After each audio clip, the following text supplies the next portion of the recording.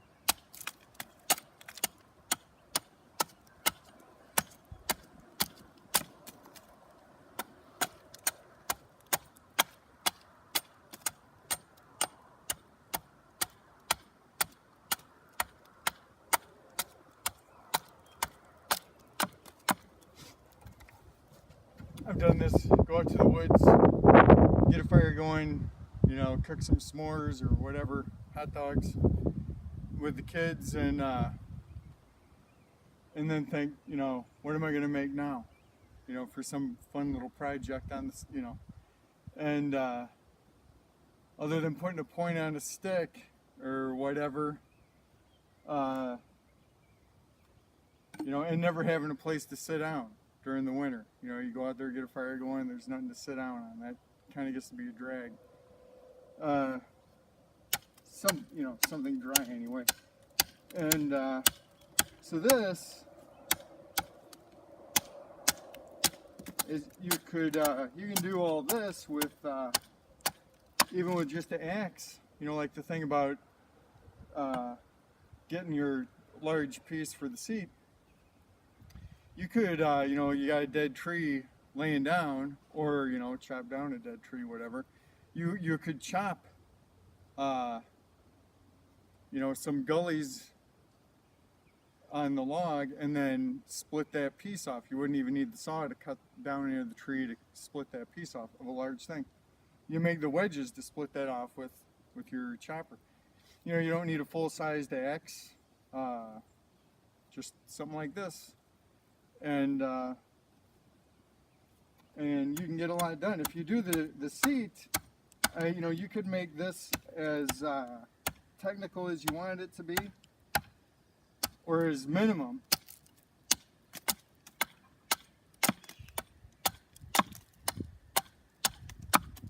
I'll get the bark off of the back here, and we'll get moving.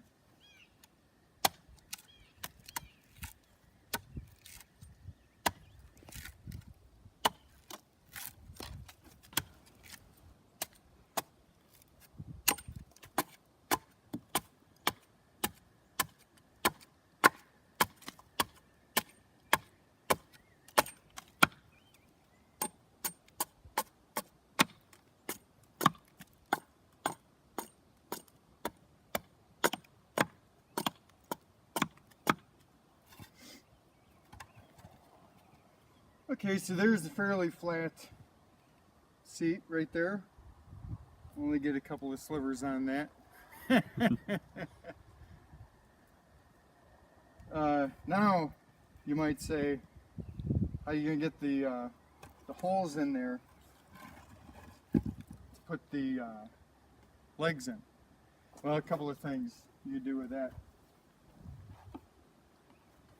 So, if you're just hiking, you know, minimal type of thing like that, you got your tomahawk or your axe, hatchet, whatever. You take just a chisel. You can do a lot with a chisel. You could hit it with this, but I wouldn't. I'd make I don't know, some type of a clobbering stick to pound it in there with. But, you know, so you start with your, I'm just going to do a little test thing right here. Just, boom, do a little,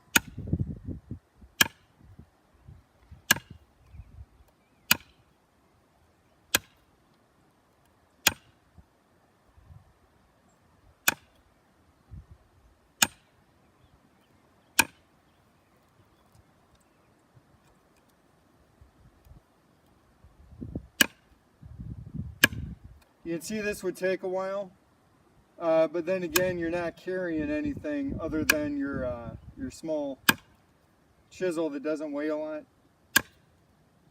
And what else have you got to make a hole? You know, it's not like you can make a hole with this, with your pocket knife. You need something like a chisel to do this.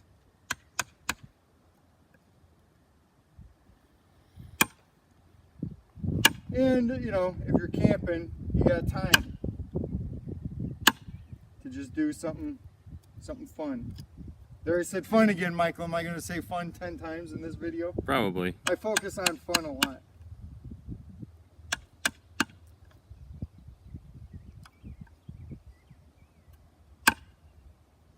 So anyway, you get the idea. Can you see that, Michael? Yep. Where you would Just keep doing this.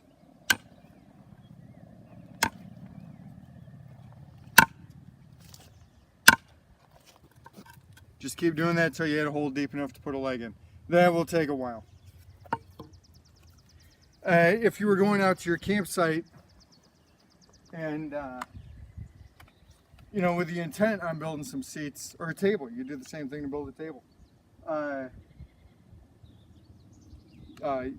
Car camping, whatever, you bring a battery drill. This would be like, you know, I don't know if you call it cheating or whatever, but it would get the job done. The other thing would be, you know, the brace. So, whoop, I went the wrong way with that. I'd be going that way. And a auger bit. Anyway.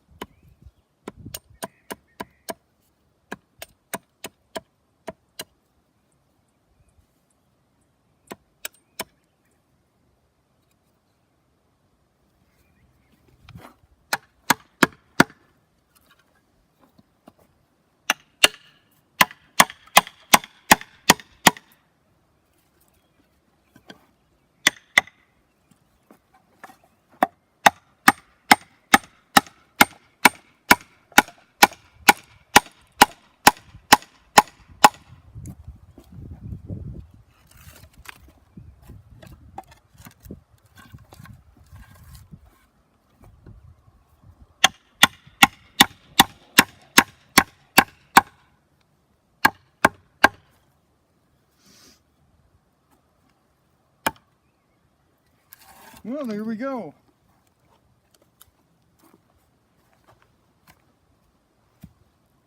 Now the ground ain't flat. There we go. Well, kind of.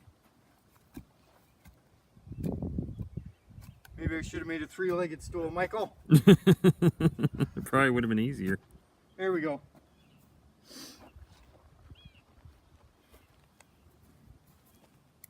So, Dad, you gonna be the brave one to sit on it? Oh no, you sit on it. Oh, yeah. Oh, you were serious? Yeah. Okay, here you go.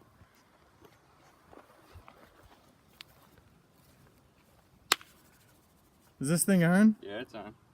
Is there a number thing? Oh, I see it. There it is. Okay. Well, here we go. Wow, it's a miracle. It actually is like really sturdy. It doesn't even rock. There, you know, like if it was on, if you're going to build something like that for a hard floor, you'd want to put some spreaders in it. But you know, that would be 4 more sticks and 8 more holes, and you could do it, but no one wants to sit here and watch me make all of that. That's nice. There's a nice little project, just a fun little thing. I don't think it took that long.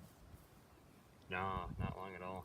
You do the same thing to make a table, and that's another thing. That's my second thing I always want when we're out sitting around a fire, is something to put the hot dogs on or get the s'mores put together on. But I guess that's all I have to say about that. You got anything, Michael? No, I don't have anything. In your smiling face? Here you go. So if you see that, I didn't use a knife for any of that. No batoning, no whittling, no nothing like that. You know, and I don't want to rip on knives, because, you know, we sell those too. It's just that when I was a youngster, I always thought a knife was everything. You know, you go out in the forest, I mean, it's a minimum thing. That's why I look at it now. Having your knife with you is minimum. You know, you get a bag you can't open, some plastic bag or whatever, and you got your knife with you. That is fantastic. But I mean, actually trying to build something like that with a knife, you know, years ago I would have thought, yeah, I'm going to rebuild society with my knife, you know, strain it out somewhere. And it's like, no, it just ain't going to happen. The amount of work you can do with a knife just doesn't compare with even a small axe like this. The one time, years ago, almost 30 years ago, I was in Minnesota canoeing. I left my camp on a motorcycle ride. I came back, and our gas can, lanterns, paddles, canoe paddles, all that stuff was stolen. They left our canoe. I guess it wasn't good enough. I'm glad they left it though. Thank you if you're watching. But so there we are, middle of nowhere, and no paddles. And the canoe was kind of a big part of our Minnesota camping trip. So I thought, well, I'll just make some paddles. And so I got a log, I split it with my axe, and then I think, well, I'm going to start whittling it. I start whittling it, and instantly I realized there is no way you're going to make a canoe paddle. I mean, if you had to, I guess eventually you would make one. Eventually you would make one with your knife. But right away, I was using my axe. It was a full-sized axe. I didn't have anything else. I had that or my knife. And but I wound up making the paddle with my axe. And my knife, I started thinking, wow, you know, what good is it? You know, what do you do with it? You know, cut up food, cut up animals, you know, a little bit of whittling, that type of thing. Really where it's at is something like that. I could even make the case where something like this rules over a full-size axe for some things. You know, I mean, I have to say that quickly before someone gets their button over, you know, their fingers over their keyboard ready to fire off some hate my way. But I mean, of all 10 people watching. But I mean, anyways, I won't bore you with all those details right now. But there it is. Thanks. Have a good day.